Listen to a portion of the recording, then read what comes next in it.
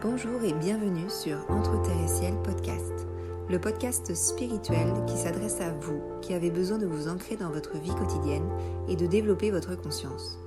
Chaque semaine, je vous délivre des clés pour vous aider à relever vos défis du quotidien et vous sentir connecté et soutenu dans vos expériences de vie.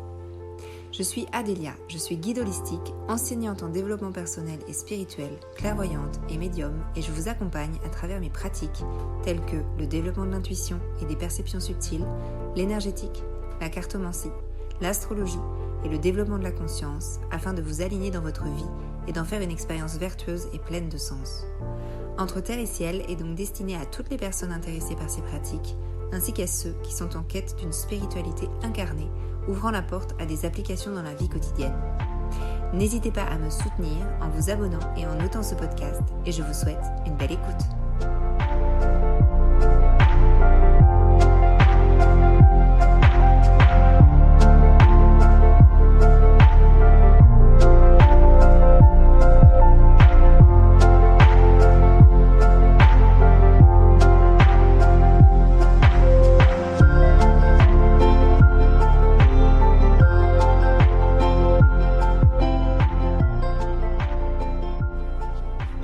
Bonjour à toutes et à tous et merci d'être avec moi pour ce 16e épisode de Entre Terre et Ciel podcast. Je suis très heureuse d'être avec vous et aujourd'hui nous allons parler à nouveau d'astrologie puisque c'est la suite de l'épisode précédent, donc le deuxième volet, des outils pour comprendre son propre thème astral.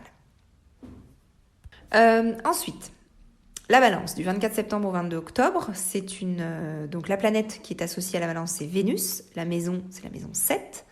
Le signe, c'est un signe cardinal, donc c'est un signe qui va démarrer la saison. La saison, c'est l'automne, c'est un signe d'air et l'énergie est yang. Le corps, ça va être le système veineux et les reins pour la balance. C'est un signe d'air, donc c'est un signe dans la communication. C'est le signe de l'harmonie qui va mal supporter le conflit, qui est très dans la justice, dans l'équilibre, qui est très sociable. L'énergie de la balance, c'est une énergie qui est douce, qui arrondit les angles, qui n'aime pas le conflit, comme je vous l'ai dit, et qui peut avoir des difficultés à se positionner parfois, qui peut dire oui à tout le monde, mais du coup dit non à personne, et surtout ne dit pas oui à soi-même, parfois. C'est une énergie qui est délicate, qui est raffinée, qui aime l'esthétisme, l'harmonie, le beau. C'est une énergie qui est très créative, qui a besoin de justice, qui a besoin de sensibilité, de compromis, qui peut parfois s'oublier, qui ne sait pas dire non, qui réagit selon les sentiments et les cœurs, les sentiments amoureux aussi. C'est une énergie qui est amoureuse de l'amour. Il y a besoin de beaucoup d'affection avec la balance. Elle peut être influençable aussi quand elle est aimée par quelqu'un, ou même pour se sentir aimée. C'est un signe qui va être très idéaliste. L'énergie peut être anxieuse si elle ne trouve pas l'équilibre. Et du coup, c'est un signe qui va tout le temps chercher en fait cet équilibre, qui peut aussi beaucoup attendre des autres, de combler quelque chose. Donc ça, c'était pour l'énergie de la balance. Ensuite, l'énergie du scorpion, qui est du 23 octobre au 22 novembre. La planète maîtresse est Pluton. La maison associée à la maison 8, c'est un signe fixe, donc c'est un signe milieu de saison, c'est l'automne. C'est un signe d'eau, c'est un signe d'énergie yin. Et le corps, c'est la zone sexuelle et la zone génitale. Le scorpion est une énergie passionnée, c'est une énergie sanguine, c'est une énergie qui est très fixe, donc qui peut avoir du mal à changer d'avis. Et c'est une énergie qui est représentée aussi par la sexualité. C'est une énergie en fait qui va préparer à la dormance, préparer à l'énergie de la transformation, à préparer à l'énergie du deuil.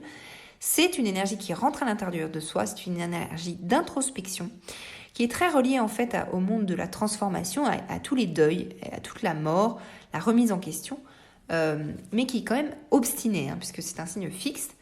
C'est une énergie des profondeurs qui va au fond des choses, qui essaye de chercher et de percer les secrets, qui va droit au but, qui ne passe pas par quatre chemins, qui dit ce qu'elle pense, qui est là pour transformer le monde et faire la paix avec le deuil. Donc c'est quand même une énergie qui est très belle, je trouve. C'est une énergie qui aime l'énergie subtile, la connexion à l'invisible, à tout ce qui est secret, à tout ce qui est médiumnité, sexualité, sexualité tantrique, connexion aux différents plans de conscience, etc., etc. C'est une énergie qui est très magnétique. Le Scorpion, il a une combativité aussi qui est assez impressionnante. C'est un signe qui est passionné, qui a beaucoup d'énergie, qui a beaucoup de désir, qui aime aussi se remettre en cause et transformer le monde. C'est une énergie qui va réagir à l'instinct, qui est sur les sensations. C'est un signe qui est intense, qui peut être dans la jalousie ou la possessivité, la rancune, qui est très, très tenace et qui est là pour trouver du sens, en fait. Voilà, il peut lutter pour obtenir ce qu'il désire et il peut être angoissé, surtout s'il a des difficultés à se comprendre, cette énergie. Ensuite, le Sagittaire, du 23 novembre au 22 décembre. La planète maîtresse, c'est Jupiter, c'est la maison 9, c'est un signe mutable de la saison de l'automne. C'est un signe de feu et l'énergie est yang. Le corps, ça va être les jambes, particulièrement la cuisse, et le système sanguin et la hanche. C'est une énergie qui aime bouger, voyager, explorer, qui a beaucoup de créativité, qui aime entreprendre. C'est la transition vers l'hiver, vers le jour le plus court, donc l'énergie qui cherche à aller chercher la lumière à l'intérieur de soi dans l'obscurité. Du coup, il va utiliser son feu intérieur pour comprendre son intériorité et donc de manière spirituelle. C'est un signe qui est assez spirituel, le Sagittaire. C'est un signe qui est très optimiste, qui va toujours trouver des solutions. Il n'y a jamais de souci avec l'énergie Sagittaire. On va toujours y arriver, on n'a peur de rien, on est très dynamique, on va au-delà des frontières. On cherche d'ailleurs toujours où est-ce qu'elles sont ces fameuses frontières. On aime comprendre, on aime voyager, on aime casser justement les barrières, les codes, les frontières. On aime travailler toutes les strates de la vie, on aime apprendre. C'est une énergie qui est parfois dans l'exagération, qui est capable de tout, qui prend beaucoup de risques, qui cherche à se surpasser. C'est une énergie qui peut être imprudente, insouciante, tendance aux excès, mais c'est une énergie bienveillante, généreuse, qui a besoin de liberté, de mouvement, d'indépendance, et qui a besoin de se dépenser, qui a besoin d'aventure, de découverte, de sport, de rencontres, de rencontrer des univers différents, d'être toujours surpris par la vie et par ses habitants. Et c'est un esprit qui est vif, qui est fougueux, qui est libéral. On peut être dans l'instabilité avec cette énergie-là. Ça va dépendre. Et puis, généralement, c'est une énergie qui est quand même assez sympathique, ouverte, joviale, sociable, qui aime les rencontres, qui est de bonne humeur. C'est une énergie très très feu, le Sagittaire. Bien qu'elle ait lieu au cœur de l'hiver, c'est vraiment une énergie où on va aller chercher la lumière intérieure. Ensuite, le Capricorne, du 23 décembre au 20 janvier, la planète maîtresse, c'est Saturne, la maison associée, c'est la maison 10, c'est un signe cardinal, la saison, c'est l'hiver, c'est un signe de terre, et l'énergie est yin. Le corps, ça va être les genoux. Ça sert à diriger, de se diriger avec les autres, en fait, le jeu est le nous. C'est une énergie qui va être organisée, méthodique, qui va aller vers un but, qui est parfois borné, qui prend pas de détour pour dire les choses, qui est assez rugueuse et froide, qui a des émotions bien évidemment, mais elles sont bien cachées derrière. Derrière peut-être un peu de stoïsme. C'est une énergie qui dirige la matière, donc c'est le chef, c'est un signe d'ambition. C'est un bon dirigeant, cette énergie-là. C'est être le meilleur face à soi-même. On a besoin de comprendre le haut de la pyramide quand on est dans l'énergie Capricorne. On est organisé, ambitieux, réaliste. On est vraiment... on est dominé par Saturne, donc on est dans la réalité de la vie, on comprend les choses, on comprend la matière, on a le sens du devoir, on fait ce qu'on dit quand on est dans l'énergie Capricorne, on a beaucoup de sang-froid, on sait prendre du recul pour prendre des décisions, même si elles sont dures à prendre. C'est un signe qui va peut-être parfois manquer de souplesse, être aussi dans l'introversion parfois. Il peut être méfiant ou pessimiste, cette énergie-là peut être méfiante ou pessimiste, mais c'est pour être sûr que tout se passe bien derrière. On a besoin, l'énergie Capricorne a besoin de solitude. Elle a peut-être une apparence réservée et froide, mais en fait, elle ne l'est pas tant que ça quand on creuse. L'énergie Capricorne a besoin d'élévation sociale, elle a besoin de gravir les échelons au fur et à mesure de sa vie. Elle peut avoir de la difficulté à être spontanée. C'est un signe qui est relié au travail parce que, c'est relié aussi aux autres, mais par l'intermédiaire de ce qu'on fait, de nos ambitions. Ensuite, le Verseau, du 21 janvier au 20 février. La planète maîtresse est Uranus. La maison est la maison 11, c'est un signe fixe, c'est un signe de l'hiver, d'air, d'énergie yang. Le corps, ce sont les chevilles, parce qu'on avance en choisissant sa voie. Donc, c'est un signe de solidarité, c'est un signe qui est relié au groupe, à la collaboration, à l'envie de se relier à tout le monde de façon indépendante et en étant soi-même. On aime être dans plein de groupes différents quand on est dans l'énergie Verseau. C'est un peu une énergie électron libre. C'est ok en fait d'être avec tout le monde, mais c'est bien aussi d'être seul et d'être indépendant quand on est animé par l'énergie Verseau. C'est une énergie d'amitié, de groupe social, d'indépendance, donc je vous l'ai dit, qui est très franche et qui, quand elle a une idée en tête, va foncer. Même si c'est une énergie qui va écouter. C'est un signe qui est assez original, qui est dans la nouveauté, qui émane ce que les autres ne font pas, qui aime tout ce qui est moderne, qui a besoin de changement, qui est ok avec le fait d'être complètement indépendante dans ses idées. Elle n'est pas du tout portée sur les habitudes ou les traditions, cette énergie-là. Elle est vraiment anticonformiste,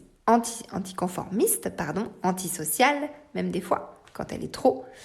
C'est une énergie qui n'aime pas la contrainte ou l'autorité, qui peut avoir des réactions et des changements brusques du jour au lendemain, et en fait, qui va aimer que les autres s'adaptent à eux plutôt que l'inverse. C'est une énergie qui est très dynamique, qui bouge, qui peut être tête en l'air, mais qui a plein d'idées, qui est très, très, très inspirée, cette énergie-là, qui va avoir des eureka parfois, et elle va communiquer par vagues, c'est-à-dire que des fois, elle va avoir envie de communiquer, des fois, elle va avoir envie d'être indépendante et seule.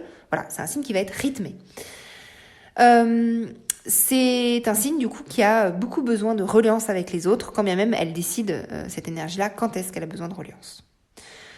Et enfin, l'énergie Poisson, qui est du 21 février au 21 mars. La planète maîtresse est Neptune, la maison associée est la maison 12. C'est un signe mutable. La saison, c'est l'hiver. C'est un signe d'eau. L'énergie est yin. Et le corps, ça va être la plante des pieds pour la terre, reliée à la terre. Et les oreilles pour être reliées au ciel, puisque c'est la connexion entre les deux. C'est une énergie qui va être assez rêveuse dans l'émotion, qui mélange un peu tout, qui est très porteur de reliance au grand tout. C'est une énergie qui prépare à la fertilité.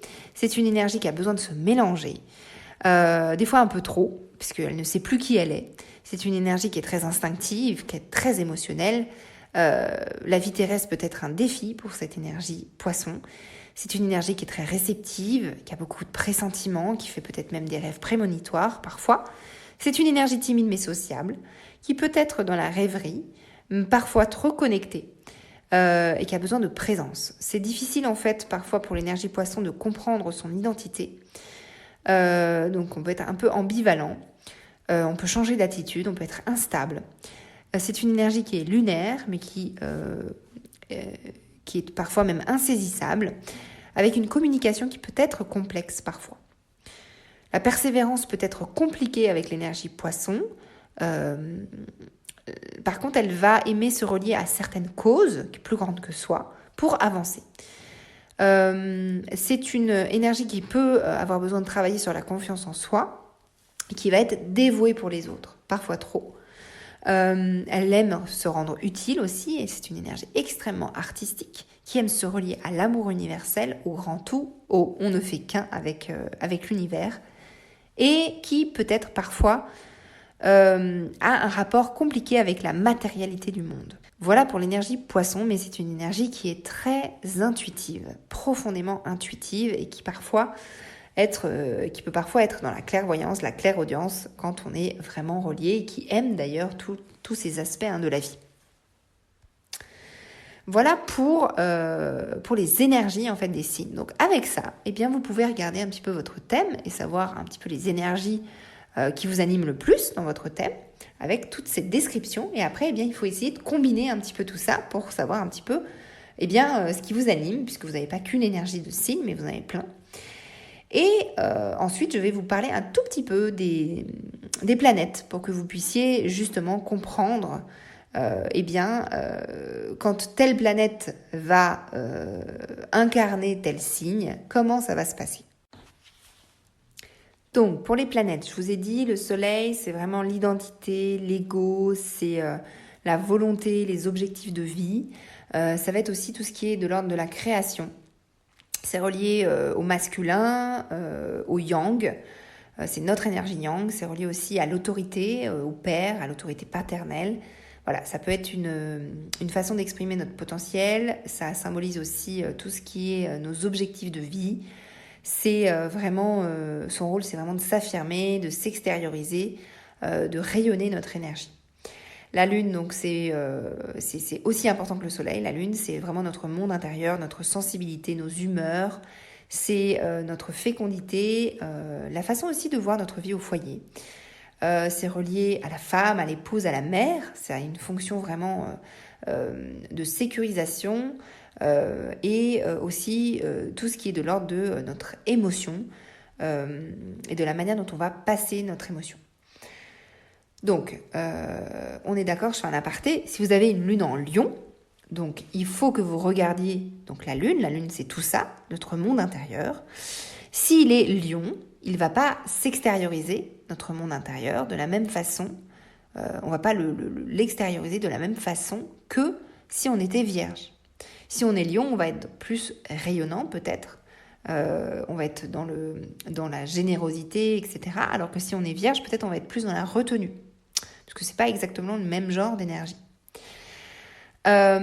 Ensuite, Mercure. Mercure, c'est vraiment la planète de la communication, de l'intellect, du mouvement, des échanges en tout genre. C'est une planète qui va être reliée donc à deux signes, la Vierge et le Gémeaux. Et c'est une planète qui symbolise tout ce qui est les moyens de connexion avec l'autre. Ça peut représenter les transports, ça peut représenter l'apprentissage, les études, les examens, les contrats. C'est ce qui permet de s'ouvrir sur le monde. C'est une planète de dialogue, de langage. Par exemple, un autre exemple, Mercure qui par exemple est en Lion. Mercure en Lion va avoir besoin peut-être d'être au devant de la scène pour communiquer. Ça va être peut-être une énergie qui va avoir besoin d'échanges, de communication rapide, alors que Mercure en Poisson va plutôt être intérieur, va plutôt être une connexion peut-être avec les mondes subtils, ou peut-être va prendre le temps de communiquer avec les autres, ou aimer quand la communication se fait à demi-mot. Voilà, je vous donne des exemples pour que ça soit un peu plus parlant. Sachant que là, c'est des exemples balancés comme ça, on est d'accord.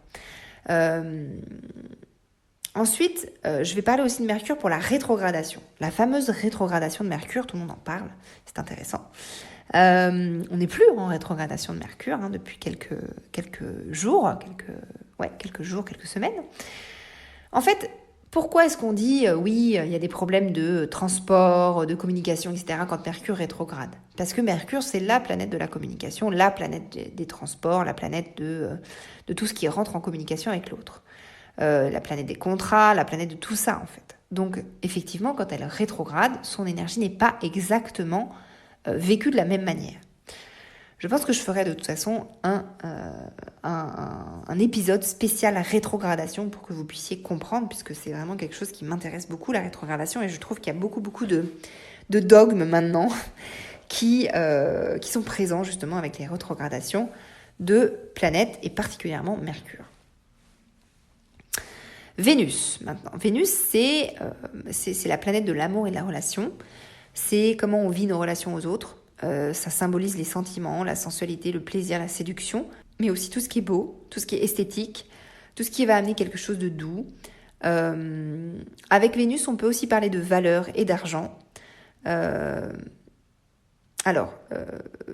un thème masculin, ça peut être la vision de la femme.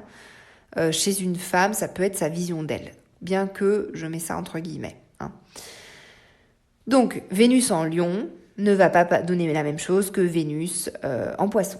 On est d'accord. Vénus en Lion va être une Vénus qui va tout donner quand elle aime, qui va par contre se refermer quand son ego est blessé et ne plus rien donner. C'est une Vénus qui va avoir besoin de plaire, c'est une Vénus qui va avoir besoin d'échanger avec de vraies valeurs. voilà, etc., etc. Un poisson, une Vénus en poisson va être une Vénus qui va être beaucoup plus intuitive, spirituelle, qui va avoir besoin d'être reliée à l'autre de manière profonde, de manière intérieure, qui va avoir besoin de se connecter à l'amour pour s'élever, voilà, etc., etc. Je ne vous fais pas tous les signes, bien évidemment, mais ça, vous pouvez commencer à jouer, à essayer de comprendre ce qu'est la planète, à essayer de comprendre ce qu'est le signe, et essayer d'associer les deux ensemble pour voir comment ça fait au niveau énergie. Maintenant, Mars. Mars, c'est nos actions dans le monde. C'est comment on propage notre énergie dans le monde. C'est la manière dont on va rentrer en action, se défendre. C'est notre combativité. C'est vraiment une planète qui va émettre de l'énergie dans le monde pour passer en action, pour vraiment faire des choses. Elle peut avoir un rapport avec la manière dont on va voir l'homme quand on est une femme, et pour un homme, la façon dont on se voit. Je mets pareil ça entre guillemets, parce que ça va dépendre aussi de la manière dont c'est vécu. Ensuite, Jupiter. Jupiter, c'est une énorme planète, c'est associé au Sagittaire. C'est une planète qui a un caractère excessif, généreux. C'est le symbole de l'insertion sociale, donc elle est souvent reliée au travail. C'est notre rôle dans le monde. Ça symbolise notre expansion, notre épanouissement, notre générosité. C'est aussi la planète de la légalité, donc tout ce qui est légal, tout ce qui est, par exemple, contrat, etc., mais d'un point de vue légal. C'est la manière dont on s'insère, dont on découvre le monde et dont on s'insère dans la société en tant qu'être humain. Ensuite, Saturne. Saturne, il symbolise le temps, la patience, le contrôle, la structure. Ce sont les règles. Saturne, c'est la loi du père, les restrictions. Ça indique aussi notre capacité à mettre des projets en place sur le long terme, mais c'est une planète qui peut être frustrante parfois. C'est une planète qui a de la rigueur, de la droiture, un cadre pour aller vers un but précis. Donc voilà, c'est vraiment une planète qui peut être vécue comme restrictive parfois, mais pas forcément, puisque chaque planète, chaque signe a un rôle particulier qui est absolument nécessaire d'avoir. Ensuite, Uranus. Uranus, c'est une planète qui est une planète lente, qui est associée au Verseau. C'est la planète du changement. C'est la planète qui est de l'ordre de l'originalité, de l'individualité, des techniques modernes. C'est une planète qui est assez rapide quand il y a du changement. C'est une planète d'indépendance qui peut être utilisée pour motiver un groupe. Et voilà, c'est une planète en fait qui va agir pour le collectif. Neptune, c'est donc en analogie avec le poisson, c'est relié à l'amour universel. Neptune, c'est le symbole spirituel, c'est vraiment le symbole de l'illusion, de l'imaginaire, de l'invisible, des idéaux. C'est notre relation au grand tout. Ça nous rappelle en fait que l'être humain est relié à plus grand que soi. C'est la planète de la spiritualité. Voilà. Donc c'est une planète aussi qui nous connecte à l'invisible et qui nous connecte à notre imaginaire. Ensuite, Pluton. Pluton est en analogie avec le Scorpion. C'est une énergie de transformation, de transmutation. Elle est là pour détruire, régénérer, faire table rase de tout ce qui a été mis en place pour recréer ensuite quelque chose. Donc cette planète est aussi absolument nécessaire, bien évidemment. Et du coup, elle nous indique aussi tout ce qu'on a besoin d'aller fouiller au fond des choses pour un peu nettoyer, transformer, purifier. C'est la planète de la purification, Pluton. Voilà ce que je voulais vous dire. Déjà, vous avez un bel ensemble déjà de tout ce qui est les signes et les planètes. Je vous invite à aller regarder du coup dans vos thèmes quelle planète est dans quel signe, et puis d'essayer de faire votre petite sauce pour essayer d'interpréter comme vous pouvez, sachant que c'est une partie des informations, puisque bien évidemment vous voyez qu'il y a plein d'autres choses dans un thème. Et du coup, je vais faire un petit aparté sur le fait que, il n'y a pas que des planètes dans un thème, il y a aussi plein de points particuliers dans les thèmes astraux. Et ça va dépendre de ce que vous avez mis dans votre thème astral au niveau de ce qui vous a généré votre thème astral. Vous pouvez cocher plein d'autres points.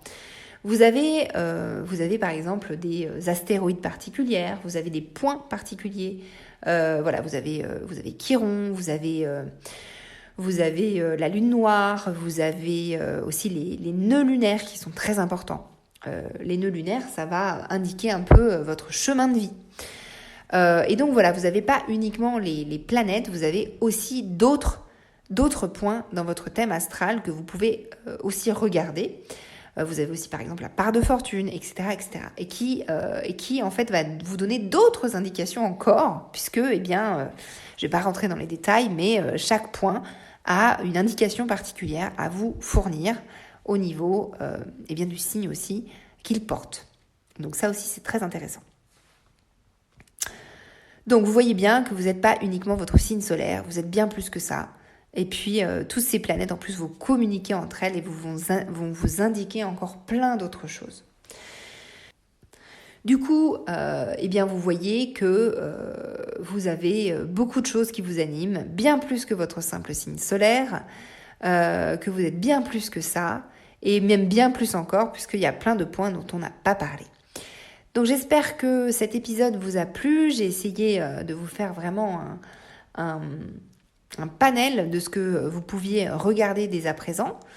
N'hésitez pas à réécouter l'épisode ou l'écouter en plusieurs fois parce que je vous donne un sacré nombre d'informations. Je vous ai un peu fait un cours accéléré là en astrologie. Essayez de faire ce travail, de regarder déjà juste de votre soleil et puis de quoi il se teinte si vous êtes dans une énergie plutôt balance ou vierge. Comment se teinte ce soleil pour vous? Et puis même peut-être de regarder la maison dans laquelle il se place pour savoir si cette maison elle a un rôle un peu particulier dans votre vie ou si elle est peut-être facilitée dans votre vie ou pas. Voilà, je m'arrête ici pour aujourd'hui. J'espère que cet épisode vous a plu et qu'il vous a été utile, qu'il vous en a appris plus sur vous-même par l'intermédiaire de l'astrologie. Bien évidemment, c'est une goutte d'eau dans l'océan de l'astrologie parce que c'est extrêmement complexe. Donc voilà, je vous ai transmis des énergies brutes, donc qui peuvent être pleines de clichés entre guillemets, mais une fois que vous plongez vraiment dans l'astrologie, à ce moment-là, vous pouvez devenir de plus en plus subtil dans vos interprétations d'une carte astrale, mais on est un peu obligé de passer par les énergies brutes d'abord pour pouvoir comprendre en fait tout ce qui peut être animé et tout ce qui peut vous animer au niveau de votre carte. Je vous remercie pour votre écoute. N'hésitez pas à noter ce podcast ou à le partager autour de vous. Et je vous dis à la semaine prochaine pour le 17e épisode de Entre Terre et Ciel où nous parlerons de lâcher prise, le fameux lâcher prise. Je sens que ça va vous intéresser. Je vous dis à la semaine prochaine.